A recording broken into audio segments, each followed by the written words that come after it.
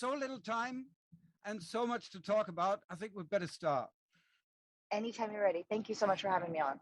I have to start with WWE because you played at WWE Evolution 2018 with Lizzie Hale. And yes. As it so happened, I was sitting at ringside because I was the German WWE commentator for 30 years. So amazing. I was just a few feet away from you. So what was it like with Lizzie, to play with Lizzie in front of a WWE audience? Totally incredible. You know, the WWE audience has always been so good to me, from WrestleMania to NXT to all the different events that I've done with them. And it's just a privilege, such a privilege to get to be a part of such a historic pay-per-view, the first ever all-female pay-per-view in the company history. And to open it up with Lizzie, you know, for the two of us to be the first people that you see was truly an honor for us both. Well, it was the first time I saw you live. It was amazing. And Lizzie too, of course.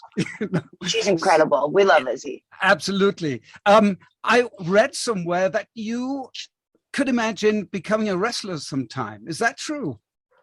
You know, I'm pretty athletic. You never know. For me, it's really all about finding the time. You know, that's all you can do. But you never say never. What would you be, a heel or a face? I have to be a face. I don't like to get booed. Oh, really? Okay. No, I wouldn't like getting booed. So the name Nita Strauss, I think in an interview you once said that you are a descendant of Johann Strauss, the famous Viennese composer. Mm-hmm, that's right.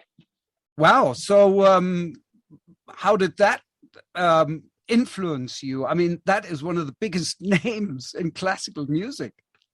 Yeah, absolutely. You know, and growing up with my parents sort of like really reinforcing that strong musical lineage was definitely a huge, huge impact for me.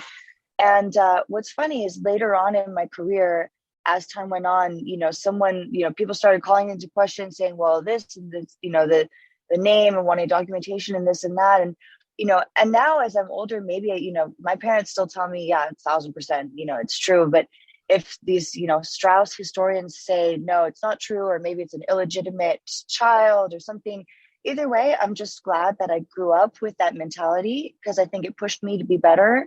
You know, it's like, even if it ends up being a fantasy, I think it pushed me to be a better musician. And all I know is my last name is Strauss, my dad's last name is Strauss, you know, it goes all the way back. So regardless of what it was, it definitely was a huge influence for me. Well, maybe Levi Strauss, the inventor of the blue jeans, was one of them. You never know. You never know. You never do know. Do you? That's right. What is interesting, though, Strauss, what is interesting is if you look at a photo of Johann Strauss and a photo of me, it definitely looks like a family resemblance. Oh, really? So I have to do that. Yeah, it's very funny. Yeah. I posted it one of the last times that we were in Vienna. I was like, who knows, but check it out. Well, I mean, you are a scorching musician. I have to ask you, what kind of music did you grow up with? Who were your musical heroes? You know, growing up was a lot of classical music in the house, obviously. And then, you know, my parents, the Beatles, Zeppelin, you know, like that kind of stuff. And then when I got into music on my own, I gravitated immediately towards the heavier stuff. You know, At the Gates, In Flames, like, you know, melodic death metal kind of stuff. And then, of course, guitar, Steve Vai, Satriani, Paul Gilbert, Marty Friedman, Jason Becker, Jennifer Batten. I loved her music. So I've always just been a guitar player. At long last, somebody mentions the name Jennifer Batten, for crying out loud. You know, I've loved her forever. You know. Yes. Huge fan. I have to ask, how about Steve Morse? Yeah, Steve Moore's incredible. We just did a tour with him a couple years ago with Deep Purple, and it's such a privilege to watch him do what he does every night. It's a magical guitar player. Nita, you are a trailblazer for women in music. How does that feel? How important is that for you? I think it's everything. I think the most important thing is to leave an impact and make the industry, that whatever you're in, whether you're in the music industry or finance or, you know, any field in the world, I think the most important thing is to leave it better than you found it. And if I'm doing that just in a tiny, tiny way for music, if I'm encouraging more girls to go out there and get guitars and learn and get good, then I think I'm really happy with what I'm doing here.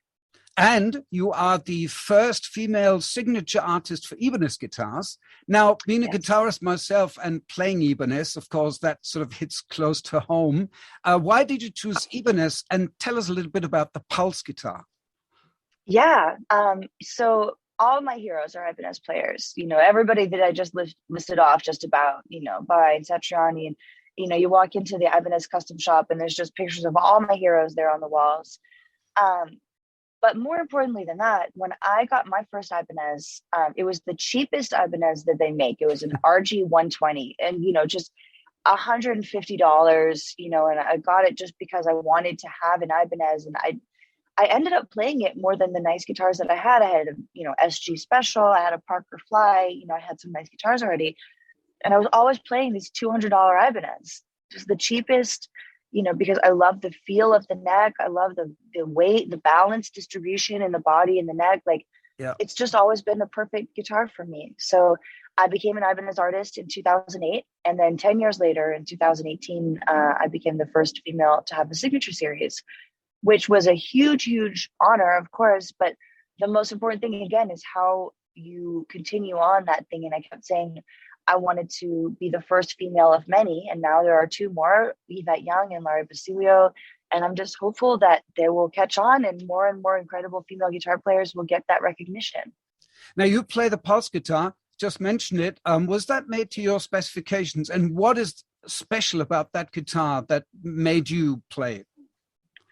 Yeah, so that's my signature guitar, the Ibanez Jiva. And the Pulse, I love that you call it the Pulse guitar because it has an EKG line on the fretboard, which looks like a heartbeat. And I chose that inlay because I feel like your guitar definitely has a mind of its own, a spirit of its own. And what better way to illustrate that than to give the guitar a heartbeat? So that's why we did that with the Jiva. Right. In 2018, you started a Kickstarter campaign for your first album, Controlled Chaos. And I think within 2 hours or something, you had the money and you got lots of money. How chuffed were you of the support and the love and all that? It is incredible. When you do something like a Kickstarter, you never really go into it, at least for me, you don't go into it with any expectation. And I remember when I was putting the finishing touches on the announcement, I was thinking to myself, we asked for 20,000, which is not a small amount of money, and I said, well, look, if we can get to 15, maybe I can put, 5 of my own in just to make sure we can finish it and get the record funded. And, what could I do? And exactly as you said, I made it live. I posted about it on the announcement and then went to the gym. And then before I was finished with my workout, we hit the goal. That's amazing. Wow. Truly, truly thankful. From the Kickstarter to my Patreon page now to the people that buy music and buy merchandise, t-shirts and come to shows. I'm just so grateful at a time that people are all having a tough time. And we're so grateful for the support. Yeah. Well, you play with so many famous musicians. Obviously, one of the most famous stints is you being the guitarist for Alice Cooper and stuff. How did all these contacts come about? I mean, it must have started somewhere and then it probably snowballed at some point. I don't know if a snowball necessarily is the accurate representation because when you think about a snowball, it rolls down the hill with no effort, and it tumbles and tumbles and it gets bigger and bigger and bigger as it goes. I feel like making a career in the music industry is more like pushing a really heavy stone up a steep hill, and like pushing it and pushing it and pushing it and climbing and climbing and climbing. But the effort never goes away. The higher up the hill this heavy stone gets, the more difficult it is to push it. And you've been tired and you've been working and, the stone feels heavier and heavier. And, and then you reach the top and people go, oh, wow, you got this big stone up there. But they don't see the years you spent pushing the stone up the hill. And then if you're like me, when you get the stone to the top of the hill, you see a higher hill. You keep pushing it more. So, it's really just that, grinding, working, touring with a lot of different people, making, sure I've always had a great great reputation as a musician. I'm on time. I'm decent to be around, I guess. I always come in very prepared and that kind of thing goes a long way in this industry. People know they can count on me for a good show. Absolutely, yeah. So is there like a high watermark for you, having worked with a particular artist that you said, oh, this is the one thing? I don't think there can be one thing. I think as an artist, you have to always be evolving. You know, my one thing was I wanted to release solo music, and I did that. And then I wanted to do a solo tour, and I'm doing it as we speak, my third one. You know, then we decided to do music with vocals, and we have this incredible single that's just climbing the charts. We're in the top 10 in radio in the US right now, which is the first time a female solo artist has hit the top 10 in 26 years. So, you know, Wow. there's no end to I wouldn't even have thought of that milestone. And now here we are. So there's no limits, just growth. Yeah, I don't think the sky's the limit for you anymore. It's like maybe, I don't know, the sun or Mars or Jupiter, or whatever Space. it is, you know. But I Space. have to, I will get into the song in just a second, but there's one more question I have to ask you. You're a huge LA sports fan. And so how emotional did you feel when you played America the Beautiful at the Los Angeles Rams Salute to Service game in November 2018? Or I think it was then. Yeah, such an absolute honor to. I think that was the first time I worked with the Rams, and you know, to be there and to play such an iconic song. We had some of the military there on the field, and it was at the Coliseum, the LA Coliseum, where I saw my very first football game. And you know, most importantly, really, you know, we got to honor our service people and honor the people that work hard for our country. And then it created this incredible relationship with the Rams where now I play at every home game. Every single home game the Rams play, I'm there. And I'm playing guitar and, you know, making noise and getting the players hyped up and getting the fans that energy. And it's just very exciting. New song, Dead Inside, featuring David Draiman of Disturbed, one of my favorite bands, one of my favorite singers. How did that cooperation come about? He's such a legend. What an amazing vocalist. It's such an honor that we got to do that with David. So I was writing the music for my second record, which will come out early next year. Mm-hmm. And we had this one song. And as we were listening back to it, Josh, my boyfriend, was the first one to say, this sounds like a David Draiman song. Like, it sounds like Device, but not really. You know, like it could be Disturbed, it could be Device, but it's me, you know, like more me. So he reached out to David and sent him the song. And once David had a moment, you know, David's schedule is as crazy as anybody's, you know. So once David had a moment to really sit with it and digest it, he just loved the track. He came with the idea like that. I think he had something back the next day after he finally had time to sit down with it. And he sent us a little voice note, which is almost identical to what ended up on the final recording. You know, it was sort of like, this is what it is. It's obviously a very emotionally charged piece of music. And there wasn't a lot of editing and back and forth and changes. Like, it was just very organic, I think, the way that writing music should be. Yeah, I was just about to say, I think Josh is totally right, because that song is like, this could have been a Disturbed song, but there's the distinct Nita Strauss characteristic in the guitar playing and all that kind of stuff. So it's like the perfect combination of both of them, because you can hear both of them, you know. Tell us about the lyrics. It's like really a spine-tingling song. Thank you. Yeah, it's very powerful. And there are some songs on this record that I wrote some lyrics for that I had a big part in it. I take no credit for this. That was Dead Inside was David lyrically and melody. That was him all the way. He did a phenomenal job, really just sort of illustrating how we're all bombarded with media right now from all sides of the coin. And if everything is an emergency, if everything is a terror, then nothing is a terror and nothing is important, you know. And sometimes you just are bombarded so much you feel like you're becoming dead inside.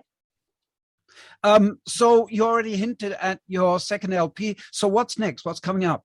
We know the song. What's coming up next? Yeah. So right now I'm on a tour with my solo band. We are going to finish this out at the beginning of January, and then I'm off with Alice for most of the year after that. But we are definitely looking very strong for like an early 2022 release for this second solo album. And then I'll go on another solo tour from there and hopefully come to Germany and see you guys. Yeah, I was just about to say, you have to come to Germany, for crying out loud, you know. I know, so, it's about time. So if you had a message for our listeners, what would it be? Anything coming to your head? Be excellent to each other.